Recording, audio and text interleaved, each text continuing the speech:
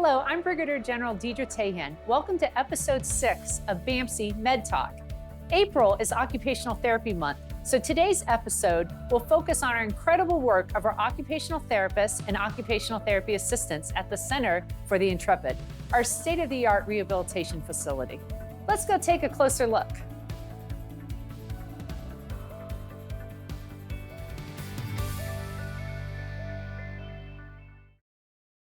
Tell me a little more about the profession of occupational therapy.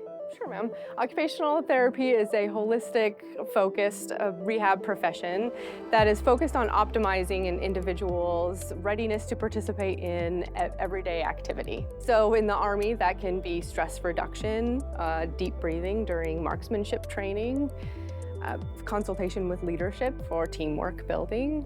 So we focus on interventions that positively impact somebody's mental health, physical well-being, and their ability to return to duty. So what made you fall in love with the profession of occupational therapy? I love occupational therapy because it's such a broad subject. I can do many different mental health readiness activities. I can do physical therapy readiness activities. That's awesome. Thank you for what you've done for our Army. Of course, thank you, ma'am.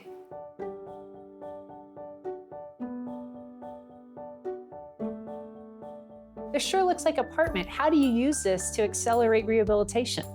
Well, this is the ADL Apartment, which stands for Activities of Daily Living, and it's a space where patients can practice before they go into the real world. Or it's a way for us to challenge them in situations where they have to use adaptive equipment. So if they're staying in the barracks, they have to get ready to move into a house or an apartment or something like that, where the bathroom may be different than it is where they're at, or a hospital room, all the different variations. And it's set up not ADA compliant because most bathrooms and kitchens are not. So it gives them an opportunity to practice whether they're in a wheelchair or ambulating with a new prosthesis to try different scenarios and balance challenges and stooping and transferring and trying out all the equipment in a way that's safe and just good practice. It has to give them a lot more confidence after they've been here for a while that they can know they can go out into the real world and reintegrate well. I think so. Today I made somebody get down on the floor and get a toy out from under the couch because that's what happens in the real world. That's awesome. Thank you for what you do.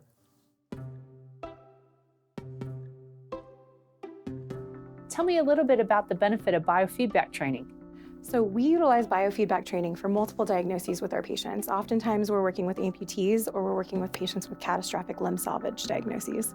So we can utilize biofeedback to identify areas in their body that need to be activated for a future custom prosthetic that they might need. We can pick the most optimal locations. We can focus on those signals and have them emphasize that area for strengthening purposes, and we can improve endurance. So this provides them with an immersive environment that they can use to actually see the signals moving. They can tell when they're activating appropriately. They can tell when they're using the right areas. I bet this helps a lot with function. It absolutely does. It helps them integrate the prosthesis that they end up with later, and it helps them normalize their movement patterns for functional activities. Well, thank you for what you do. Thank you so much.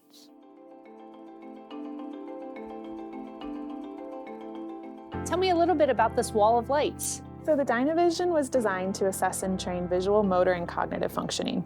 We use it for multiple populations of all the different groups we have here at the CFI. We can incorporate functional reach, dynamic standing, endurance, shoulder stability, hand-eye coordination, visual scanning. We also use it to assess reaction time for some of our specialty programs, and then that helps us develop the treatments needed. We also use a lot of other pieces of equipment like these blaze pods to incorporate visual and cognitive challenges into function and exercise. I'm sure that really helps people be able to recover faster by having some great technology like this.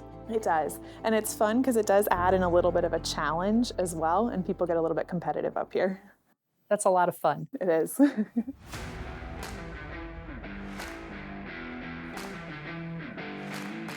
Can you tell me a little bit about the Firearms training simulator and how it's important in rehabilitation? Yeah, so the new Firearms training simulator we got here is amazing. It's a guaranteed qualification for 3 of the branches currently. And you're talking about guys going back to active duty side. This gives them the availability to really train up prior to going to that live fire shooting event. Whether it's a lower extremity, now that ankle just doesn't flex the same way that they're used to, so they're gonna be more of an erect posture when they're shooting and moving and shooting. Otherwise, you're gonna get big undulation as they're going. I mean, you lose the use of one hand. How do we load? How do we reload? How do we use holsters and do all these other drills that, before they're doing very simply with both hands? So it's really just about them being able to do that. It gives them back some of that self-efficacy where they can protect themselves now, protect the other soldiers with them. And some of the guys that don't stay in, maybe they want to go hunting. Well, how are they going to use a bolt-action rifle if one hand's not working? And it just really kind of goes full circle and works back into the military. So if they, are planning on staying in, it makes a huge difference in their mindset. When you think about it, the Firearms simulator not only helps with their physical recovery, but also their mental recovery, because they can get back to the things they love, really the things that maybe brought them into the Army. You'll see some guys come in here or individuals come in that, you can see that they're down, they're out. One thing that pushes them to where they're now excited and having fun again might be something as simple as you coming up and shooting on the simulator system. I sure appreciate all that you do to help our soldiers recover. Not a problem, man. I love it. I want to thank our occupational therapy team here at the CFI for taking time to show us some of the unique equipment they use to help our patients regain their mobility.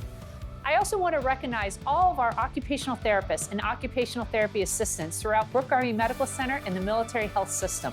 The profession of occupational therapy makes valuable contributions in helping people live life to its fullest after an illness or injury. Thank you for watching the latest episode of BAMC Med Talk. Stay tuned for next month's episode.